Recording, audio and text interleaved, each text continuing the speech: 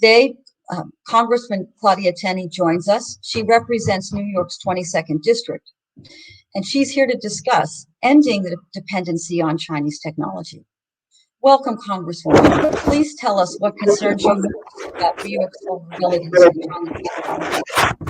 Thank you for having me on, and thank you for highlighting this really important issue. Obviously, the issue with China has been one for me as a small business owner, but also a resident of New York, where you cited we have a large population, we have a lot of corporate interests, and my district is also home to the Air Force Research Lab Directorate, which is prestigious in terms of the Air Force directorates around the nation. We also have Utica University, Binghamton University, and others that are engaging in important technologies in our future. So it was really concerning for me by the refusal of our state officials to really take China seriously and the China technology threat seriously. And, by exposing potentially our business community, our state government officials or local government officials to the ability of China to spy on us. And as you just reported, the Associated Press report that Chinese government-backed hackers actually got into the computers of 6 states, which we don't know which they are. We're assuming maybe New York is one of them. We don't know. But this could be a real problem for the security of our individuals who are residents of the state, citizens of the state, and our local governments are exposed, and we just don't know what has happened, which is why I generated a letter to our current governor, Kathy Hochul, and asked her to look into these issues. We have yet to receive a response, though we demanded some kind of response at least by the end of December, and now we're into March, and we have no response from the governor, and yet they continue to buy products from companies you cited, like Lexmark, Hike Vision, and others who are part of their Chinese own interests at this point. Well, in many cases, they were founded by the government itself. I mean, if you look at Lenovo, that was seeded by in the Chinese Academy of Sciences specifically for their nationalist champion program. You are at least one person who's taking action on this, and thank you. I know that you reached out to the governor, you and your delegation. It's unfortunate you've not heard back. You've taken leadership on a number of issues of equipment and technology. I believe also drones. We can look at DJI, which is a Chinese drone maker, has lead market share in the U.S. Maybe you could tell us some of your work there, and perhaps is that a solution where we could look at addressing some of the other risks? Yeah, well, also, as you know, U.S. law enforcement agencies are taking a stand, just such as the FBI, the Secret Service, and looking at this technology and this Chinese-owned DJI. Unfortunately, an FCC Commissioner Brendan Carr has also brought this to the front and center, and Treasury Department, in addition, added them to the investment blacklist.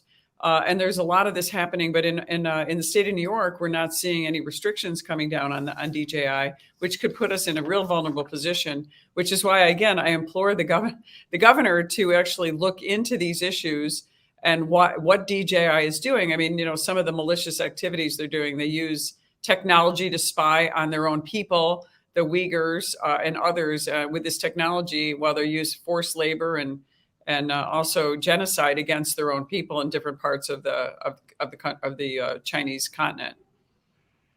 Yes, I think this is something that Americans should recognize. They may come into contact with an employee working at one of these companies in the U.S. It could even be an American. It's not the fault of the employees of these companies, but it's Chinese law and practice that any a Chinese person has to spy if the government requests it.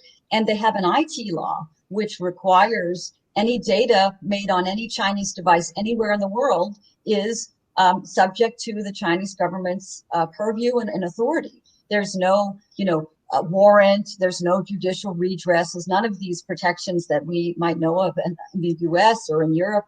That just doesn't exist. So this is not something that the employees of a Chinese firm could work against. This is just what the government does.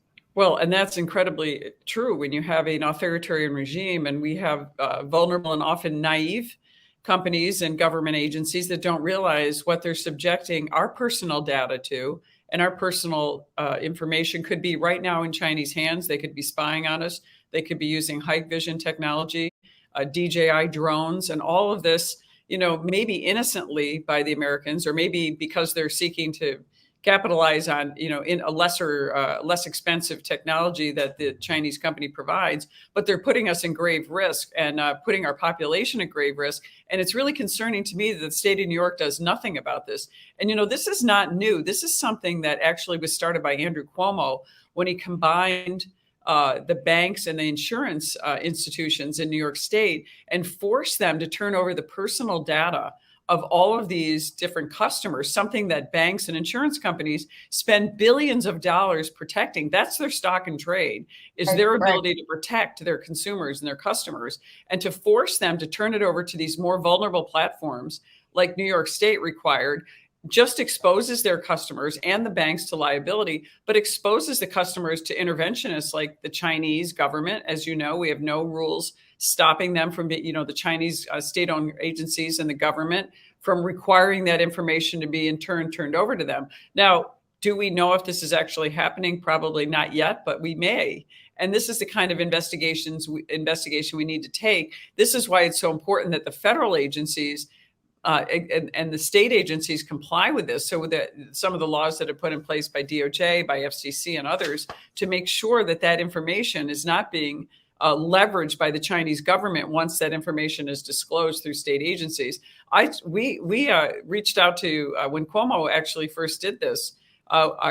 We as a conference and many members when I was in the assembly reached out, and now the same thing is happening through the purchase of Chinese equipment. Who knows what's embedded in these Lexmark and quality, printers, and especially in the Lenovo computers? We don't know. We don't know what's embedded in these drones that are being, purchased by the state agencies. And why don't we know who these 6 states are, which is something I assume we'll get to, that were hacked by Chinese computers? So we know that it's out there. We know the Chinese are doing this. They are malevolent. They are the U.S. They're our biggest adversary in the world, as horrible as Putin is. And we know that they engage in cyber warfare as well. The kind of destruction and tragedy that we're seeing unfold in Ukraine is already happening in some cases in China. I mean, the Chinese people are surveilling their own population. They're surveilling our Olympic athletes that were over there. They're committing genocide. They're doing involuntary organ donations on Uyghurs and other people that are not part of their, exalted population or the elite status. And yet we're buying from these companies. We have, foreign agents in this country, and also I know agents that advocate for them in the state and local government, state and federal government. So, I mean, it's time now for us to wake up. If we think what Putin is doing is so terrible, which it is, it's horrendous to watch this great human tragedy and aggression against an unprovoked sovereign country like Ukraine is happening. Think about what the Chinese are doing to their neighbors in the South China Sea, whether you start with Tibet and other countries, and think about the terror that is in the eyes of these people when the U.S. is weak, and think about what could happen to the people of Taiwan if we don't stand up and defend freedom and defend these countries around the world, and particularly in the cyberspace and technology. I could not have said it better, Congresswoman. I mean, consider Taiwan has 92% of the world's advanced manufacturing in semiconductors. I mean, if China invades Taiwan, it's World War III, and it's too late for us to rip and replace the Chinese equipment they have. I mean, there are so many scenarios describing how China wages a cyber warfare on the U.S. with the technology which we have purchased ourselves and embedded all throughout our infrastructure, and that enables their remote access, the semiconductor chips in the fighter jets, the ordinary laptops in your office, the server in your back office. All of those things which we purchased from China can be weaponized. So that's not a far-fetched scenario. Right. And you look at China, I mean, they are actually a dominating power in the world. They have a strong economy. They have an authoritarian regime with global power around the world, with leveraging their infrastructure with other countries, their money, their military is, and not to mention their hypersonic technology. Everything they're doing is ahead of us.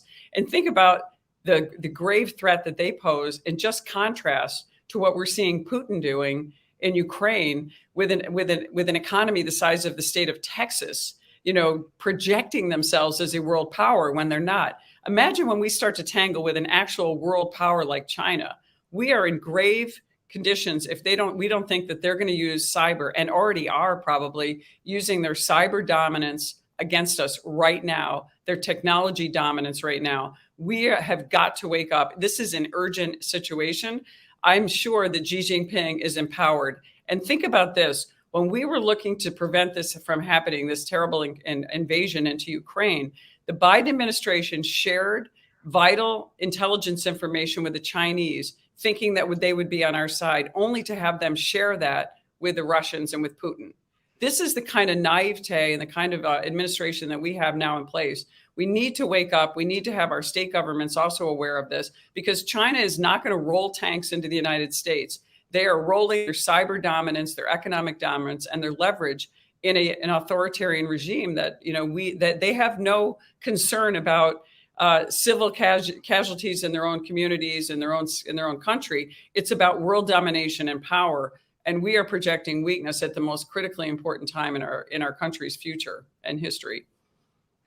Well, Congresswoman Tenney, you have been so generous with your time. I'm truly grateful that you have taken time away. I know it's a busy day with votes, and I want you to get back there and do the job you need to do to keep us safe. So thank you so much for joining us at China Tech Threat. I hope that you will come back again, and we appreciate your leadership on this vital issue.